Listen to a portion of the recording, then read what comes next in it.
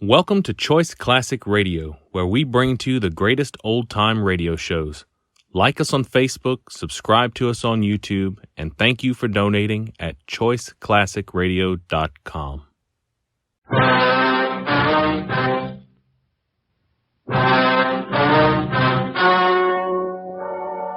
The story you are about to hear is true.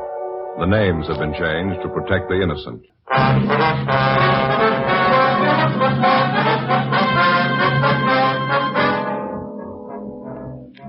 You're a detective sergeant. You're assigned to homicide detail. A 40-year-old mother is found murdered in the bedroom of her home. The body bears the marks of a savage attack with a knife. The killer showed no mercy. Your job? Get him.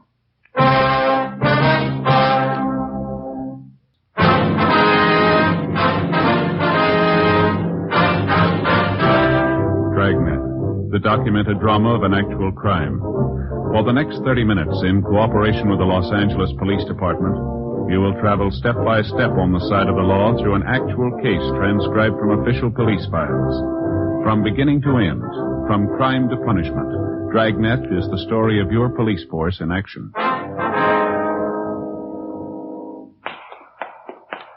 It was Tuesday, February 18th. It was cold in Los Angeles. We were working the day watch out of homicide detail.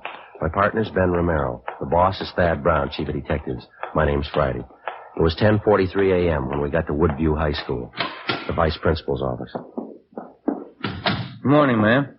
Yes? I'd like to see the vice principal, please. I believe her name is Harmon. Miss Harmon? I'm Miss Harmon. What is it you wanted? Police officers, ma'am. Here's our identification. Oh, yes. This is my partner, Sergeant Romero. My name's Friday. I see. How do you do? Well, we'd like to talk to one of your girl students, Miss Harmon, Roberta Dixon. Understand she's registered here? Roberta Dixon. Oh, yes, I believe I know her. Would you mind calling her out of class, please? We'd like to talk to her. Well, we generally don't like to do that, officer, not unless it's absolutely necessary. It's pretty important, ma'am. We've got a message for the girl. I see. Couldn't it wait until after school hours? I'm afraid not, Miss Harmon. It's about the girl's mother, and it's pretty serious. Oh, has she been taken ill, is that it? No, ma'am. She's been murdered. 16-year-old Roberta Dixon, the daughter of the murdered woman, was called out of her classroom and brought downstairs to the office of Miss Harmon, the girl's vice principal. She was a thin, dark-haired girl in sweater and skirt. With the help of Miss Harmon, whom the girl seemed to know fairly well, Ben and I broke the news of her mother's death as gently as we could. At first, the 16-year-old girl seemed to take the shock with some composure, but suddenly she broke down weeping and became hysterical. When she recovered sufficiently, the girl agreed to come downtown with us to answer a few routine questions. Miss Harmon agreed to accompany her. 11:05 a.m. We checked back in at the office. Ben and I completed the 311 dead body report while Miss Harmon and the daughter of the murdered woman waited in the adjoining room. What was that time discovered, Joe? You got a note on it there? Yeah, let me look. 8:55 a.m. Oh, thanks. Hi, Joe. How are you? Oh, hi, George. How you doing? I can't complain. Got some checking out to do. I wonder if you'd help me. Well, I'll give it a try. Ben, you know George DeCoven, don't you? Reporter from the Daily News? Oh, yeah, sure. See him around. Hiya. Say, I understand you two are working on that knife murder out on Pico, the dead woman they found this morning? Yeah, that's right. A few things I'd like to check with you before I do the story. The victim's name was Florence Eleanor Dixon, is that right? That's right, George, yeah. A couple more things here. Stop me if I got it wrong. Mm-hmm. The victim was 40 years old, divorced, one child, daughter 16. Body was discovered 9 o'clock this morning by a next-door neighbor. Mm-hmm. You see, the neighbor's name is Esther Fenwick. No, I think the name's Fenmore, George. Oh, thanks. Fenmore. I understand you haven't got much to go on. No murder weapons, no other leads. No, not much of anything so far. We just started on this thing. How about the husband of the dead woman? You get anything there? Well, he divorced Mrs. Dixon 2 years ago. There's no line on him yet. We're still checking him out. We might have some word later on in the day for you. Mm-hmm. Any other possible suspects in mind, or do you want to say? No, I don't think so. It's still wide open. How about a motive? That been established yet? Could have been one of a dozen things. We're going to have to do some digging before we can say definitely. It doesn't look like it was a robbery motive. Well, that's about all we can tell you for sure, George. Mm-hmm. See, I was over at the morgue when they brought the body in. It's the worst I've seen in a long time. Brutal. It's pretty bad. I suppose there's nothing from the crime lab yet. No. I think they just got back from the house a few minutes ago. If you want to drop by later on this afternoon, we might have something new for you. Okay, thanks. Bye. Oh, say, I saw you bringing the girl in a few minutes ago, the victim's daughter. I'd like to get a couple of pictures of her. Well, how about making a little later, huh, George? Kid's still upset. Pretty much of a shock for you, you understand. Okay, I'll be waiting out in the hall with the photographer. Okay. You give me a call, huh? Just a couple of shots. It won't take a minute. You betcha, George. We'll call you. Okay.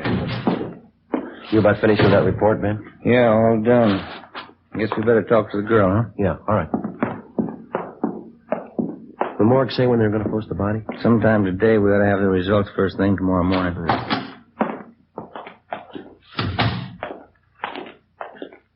Miss Harmon? I think she's a lot better now, Sergeant. Roberta, the officers would like to talk to you a few minutes if you feel up to it. All right. Who killed my mother? Have you found out? Not yet, Roberta, and we think you might be able to help her, so. It's so hard to believe. I just saw her this morning. She was all right then. Well, you try to take it easy, Roberta. We'll make it as brief as possible. Now, you and your mother are the only people living at your house, no one else? No, me and my mother, that's all. My father used to live with us. He doesn't anymore. And how long has it been since your father left? I'm not sure. About 5 years, I think. He and Mama didn't get along. They got divorced. Mm-hmm. Do you see your father at all anymore? I mean, does he ever come to your house to visit? We did once. It was about a year ago, I think. Wasn't much good. He and my mother argued all the time he was there, and he left. He hasn't been back since. Has he been in contact at all with your mother? Do you know? Does he write her letters, call her on the phone? No. The last time was when he came to our house. I haven't heard anything about him since. I don't even know where he is. I don't care, I guess. I hardly even knew him. Uh-huh. I'd like to have you think about this carefully now, Roberta. Did your mother have any close friends who used to come to the house quite a bit? Yes, 2 or 3 women friends of hers at work. Any men friends? No. Mama didn't have any men friends. She didn't like men. She said they were all no good. She used to tell me that all the time. Mm-hmm. Do you have any relatives we can contact? I don't know about my father's side. My mother has a brother and sister in West Virginia. Address at home. What am I going to do? Why would anybody kill my mother? All right, now you try to take it easy, Roberta. Everything's going to work out all right. Look, now, do you think you can give us a list of most of the people your mother knew, friends around the neighborhood, the people she knew at her work? Yes, I think so. Most of them are in her address book. I think I know where it is. All right, fine. Just before you left for school this morning, Roberta, was there anyone in the house besides you and your mother? No, just the 2 of us. Was your mother expecting anyone? Not that I know of. Your mother was all right, was she? There didn't seem to be anything bothering her? No. She acted all right to me, just like any other morning. We got up at 6:45. I got dressed. Mama took a shower. I fixed breakfast. We ate, and then I left for school. About what time was that, Roberta? A little before 8:30, usual time. I have my first class at 9 o'clock. Mm-hmm. When I left Mama, she was just finishing her breakfast. I said goodbye. It was the last time we saw her. Can we talk after a while, please? Maybe I'll feel better. Can't talk now. Oh, sure, that's all right. Would you like to rest here? I don't know why I'm crying. It's stupid. I don't care anyway. No reason to cry. You better get some rest, youngster. No reason. It doesn't make sense crying about Mama. How's that? I'm not sorry. I'm glad she's dead. Early that afternoon, after she'd rested sufficiently and recovered herself, we had another interview with Roberta Dixon, the teenage daughter of the murdered woman. Miss Harmon, the vice principal, went back to the school, and a policewoman was called in to be present during the interrogation. Again, she insisted that she wasn't at all sorry that her mother was dead. She said that privately she didn't have any love for either one of her parents, least of all her mother. She told the usual story of a broken home, a father who showed little interest in his daughter or providing a good home for her, a strict, overbearing mother who apparently made no effort to understand the girl. We continued to interview Roberta Dixon, but outside of what she'd already told us, she showed no further knowledge of the murder. Pending action by the court, we had the girl placed in the custody of the juvenile authorities. 3:10 p.m., Ben and I drove back to the murder house on South Pico Boulevard, where we met police reporter George DeCoven. Together with Brian and Ortiz, we continued our preliminary investigation. We rechecked the immediate area of the Dixon home and talked again with the neighbors. We failed to come up with anything new.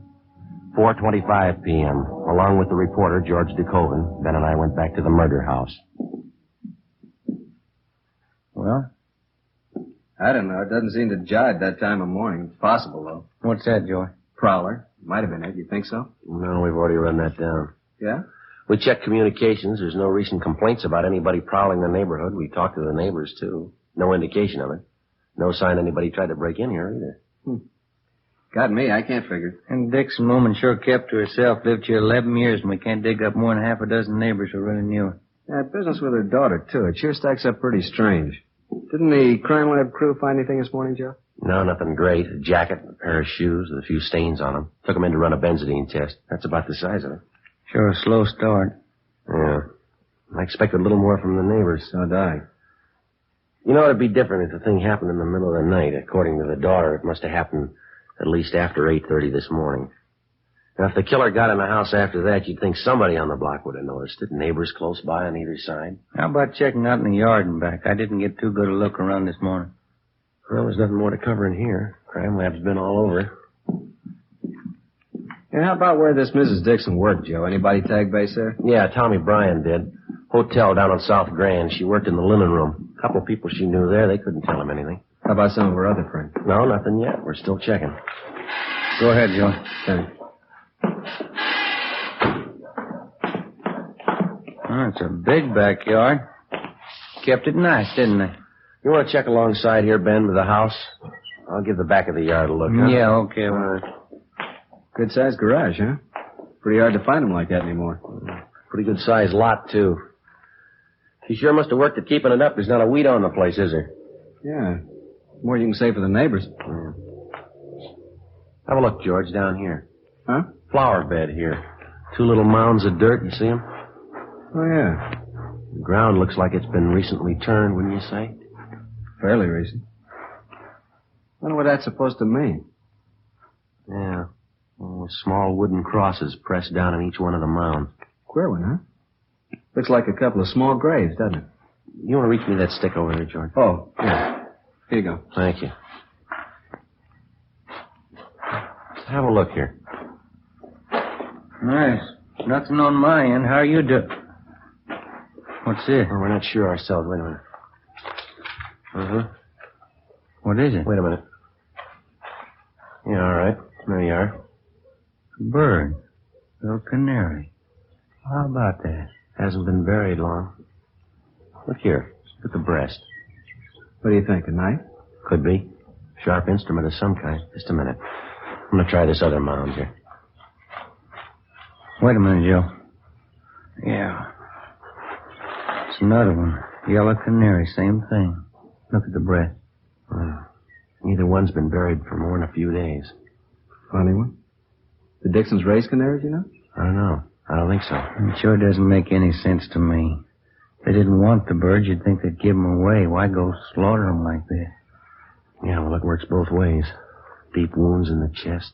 Some kind of sharp weapon. Yeah. The Dixon woman. She died the same way. 4:35 p.m. We took the 2 canaries, wrapped them in paper, and brought them downtown to Lieutenant Lee Jones at the crime lab to be processed. He was still running tests on the stained jacket and pair of shoes which had been found in the house among the dead woman's personal effects. 5:15 p.m. We checked with the office, and then we drove over to Juvenile Hall to see Roberta Dixon. Apparently, she was in a much better frame of mind. I talked to Miss Harmon this afternoon, our vice principal. She wants me to come and stay with her for a while. Hope she can arrange it. It sure be nice. Mm-hmm. We were back at your house this afternoon, Roberta. We found something we'd like to ask you about. What's that? Well, do you keep any pets in your house? I mean, either you or your mother? Well, no, not usually. Why? Well, how do you mean not usually? Well, we didn't up until a week ago. Mama didn't like animals. She didn't want them around. Mm-hmm. Then I got these 2 canaries. I bought them with my own money. I work after school, you know. I see. I bought a cage for them, too. My mother was mad when I brought them home. She didn't like any kind of animals.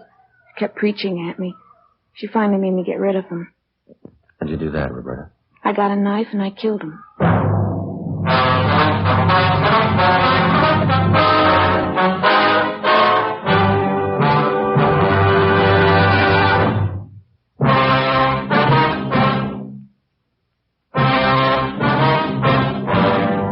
February 18th, the Dixon girl was released to the custody of Miss Harmon pending action by the juvenile court. 9 p.m. Ben and I double-checked with Lieutenant Lee Jones at the crime lab. He showed us the school jacket and a pair of shoes which had been found in a closet in the home of the murdered woman, Mrs. Florence Dixon. Apparently, the clothing belonged to the daughter, Roberta. There were several dark stains on each of the articles. They'd been checked thoroughly. First, a benzodine test to determine if they were blood stains, then a biological precipitant test to classify them further. There wasn't any doubt in Lee's mind that the stains were recent, but they were made by human blood. The same blood type as that of the murdered woman. It was a little hard to believe, but the evidence on hand pointed to only one prime suspect, 16-year-old Roberta Dixon. Early the following morning, we checked back in at the office. Ben went across the street to see if the coroner's autopsy report was ready. 8:05 a.m. I checked by communications. They had a report on the tracer we'd gotten out on the murder victim's husband, a Charles Dixon. I picked it up and headed back to the office. Morning, Joe. Oh, hi, George. You get the message I left for you? I put it on your desk over in the press room. Yeah, I got it, thanks. How's it look this morning? Anything new? Well, this here, an answer on that tracer we got out on Mrs. Dixon's husband. He's been living up north for the past year, San Francisco. That's so? Still up there? No, not according to this. He died 6 months ago, heart attack. What do you figure? Well, there's not much choice. Joe. Oh, hi, Joe. Hi. Autopsy report. Coroner just got it out. What's the word? It doesn't jibe with the story we got. The coroner places the time of death close to 7:30 a.m. yesterday. Cause of death, what we figured, chest wound. Some kind of a sharp weapon. There's something else. According to the girl, she had breakfast with her mother before she left for school. Coroner says Miss Dixon hadn't eaten for at least 12 hours before she died. What was that time of death, Ben? 7:30 a.m., no later. I guess we better move on it, huh? Yeah. What's the angle? Well, the daughter, she says she didn't leave the house until 8:30. Along with the policewoman, Ben and I drove out to the home of the high school vice principal, Miss Harmon, where the suspect, Roberta Dixon, was staying. There was no one there. We checked at the high school. Miss Harmon told us that she'd brought Roberta to school that morning. She thought that if the girl attended classes, it'd help keep her mind off her troubles. Miss Harmon checked the classroom the Dixon girl was supposed to be in, but she wasn't there. Her teachers were contacted. None of them had seen her that morning. 9:40 a.m., we drove over to the Dixon home. We found Roberta in the back bedroom. She was sitting calmly at a sewing machine, stitching ruffles on a dress. In one corner of the room, there was an empty bird cage. I'm pretty busy right now. I've got this sewing to do. What do you want to talk to me about? We got a few more questions for you, Roberta. It's about your mother. She's dead, isn't she? Do we have to talk about it? Yeah, I'm afraid we do. Why do we? Just told me she was dead. There's no sense in talking about dead people. Anyway, I've got this sewing to do. I have to get it finished. There. Isn't that pretty? These ruffles go all the way around the bottom of the skirt. Here, like this. Beautiful color, brown. You like it? You want to tell us what happened, Roberta, yesterday morning? Yesterday, I already told you, didn't I? We don't think you were telling the truth. You want to go over it again for us? Well, I've got this sewing to do. You can see that, can't you? 3 more rows of ruffles go on. Right here. I have to get it finished. Takes time, you know. I think you better let the sewing go, Roberta. Oh, no, I couldn't do that. I have to get it finished. I'm afraid this is a little more important. I think you realize that. I went over the whole thing for you already. I told you everything. Wasn't the truth. You know that, Roberta. Why do you say that? Was it the truth? What do you expect me to say? That's up to you. You think I lied, don't you? That's stupid. I haven't got any reason to lie. Did you kill her, Roberta? What? Did you kill your mother? I told you everything already. That's just the way it was. Mom and I got up and had breakfast, and I went to school, that's all. I don't have any reason to lie. Oh, excuse me. Hello? Oh, hi, Fran. Yeah, I'm working on it now. It's going to be beautiful. What? Oh, no, that's all right, sure. Oh, thanks. Yeah, I'm all right. Look, can you call me back later? Yeah, I'll be here. Okay, honey, bye. I'm sorry, officers. My girlfriend, Fran. She's a good friend of mine. She can vouch for me. She'll tell you I'm not a liar. Do you own a pair of brown and white saddle Oxfords, Roberta? No, why? How about a school jacket? Green plaid? No. I don't like green. Brown's my favorite color. The green plaid jacket was found in the house here. It was stuffed back in the hall closet. It had your name stenciled on it. Oh, yeah. That old thing. I don't even wear it anymore. Look at that. Won't it be pretty when I get it finished? That jacket of yours, Roberta, they found blood stains on it. On the shoes, too. Roberta? I already told you. The shoes aren't mine. The jacket is. Why do you keep calling me a liar? Can't you believe me for once? Isn't it bad enough the way things are? Now, the last time we talked to you, you said you left the house at 8:30 yesterday morning. Is that right? Yes, it was around 8:30. Well, we got the report on your mother this morning, Roberta. The coroner says she died at 7:30, no later. That's stupid. How could he tell anyway? He can tell. He's a liar. Something else, Roberta. You told us you and your mother got up and you had breakfast together. Yeah, we had breakfast together. Why are you picking on me? You couldn't have had breakfast together. The time she died, your mother hadn't eaten anything for 12 hours. I guess you're going to say they can tell that, too. That's right. You want to tell us what really happened now? Now tell us the truth, Roberta. It's going to work out a lot easier.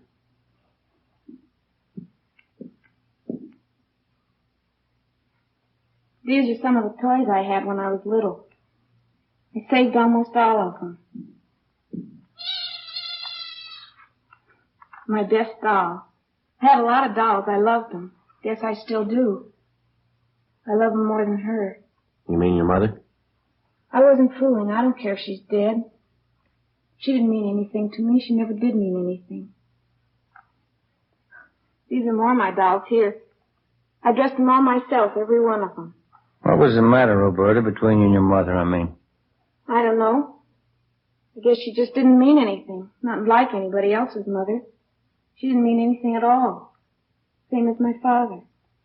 We were in the same house, that's all. Nobody cared for anybody else. It wasn't anything but fighting, or just not saying anything at all. I'm glad she's dead. You killed her? Is that what you want to say?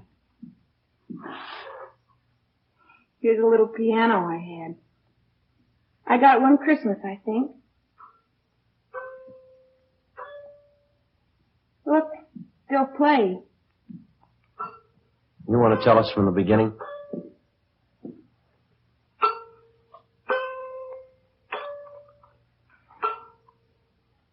It took a long time.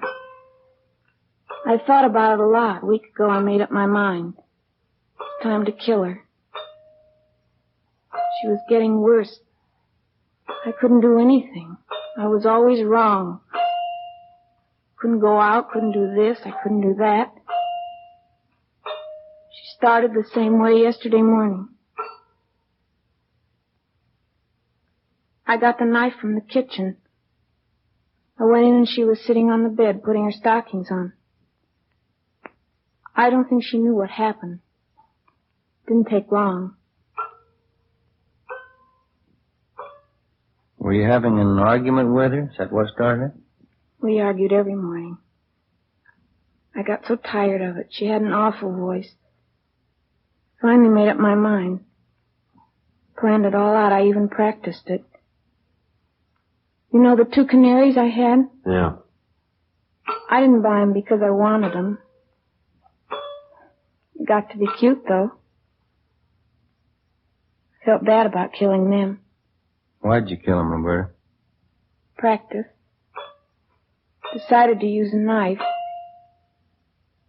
I wasn't sure I knew how to do it, though, so I got the canaries. One day after school, I killed them. Gave me more confidence. I knew I could do it after that. Poor little things. I guess I shouldn't have killed them. That knife you killed your mother with, Roberta, you want to show us where it is? All right, I'll show you. I don't think you ever could have found it. It's up in the attic. Special place I hide things. Say, would you like some coffee or Coke or something? No, thanks. Just one more thing. Why'd you leave school this morning? I mean, going off without telling anybody. I wanted to come back here. I felt like it. I wanted to come back to my room. It's the only place I really like to be. I've lived in this house all my life. And this has always been my room. Toys I had. My dolls. Everything's here. Everything I have. My books. All my dolls. Yeah. I think we better be going, Roberta. We'll have to take you downtown. Yes, all right.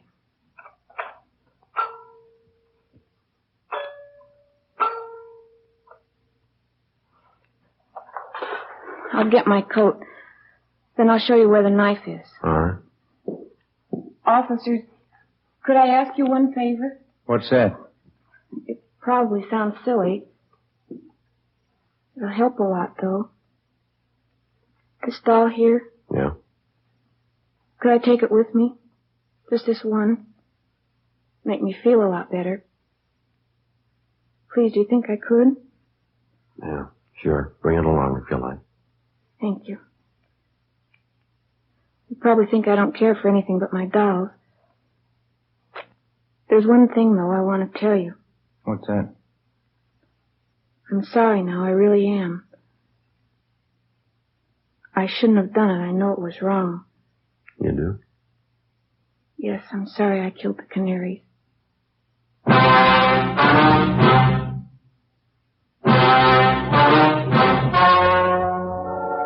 The story you have just heard was true. The names were changed to protect the innocent. On May 6th, the hearing was held in Juvenile Court, Department 38, City and County of Los Angeles, State of California. In a moment, the results of that hearing.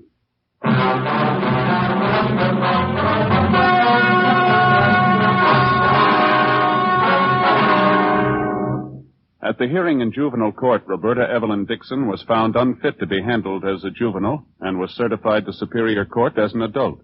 There, she was found to be criminally insane by 3 psychiatrists appointed by the state. She is now confined to a state mental institution where she is undergoing treatment.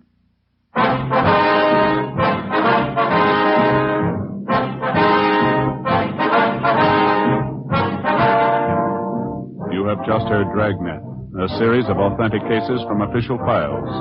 Technical advice comes from the Office of Chief of Police W.H. Parker, Los Angeles Police Department. Barton Yarborough is Sergeant Ben Romero. Also heard was Joyce McCluskey. Script by Jim Moser. Music by Walter Schumann. Hal Gibney speaking. Fatima Cigarettes, best of all king-size cigarettes, has brought you Dragnet, transcribed from Los Angeles.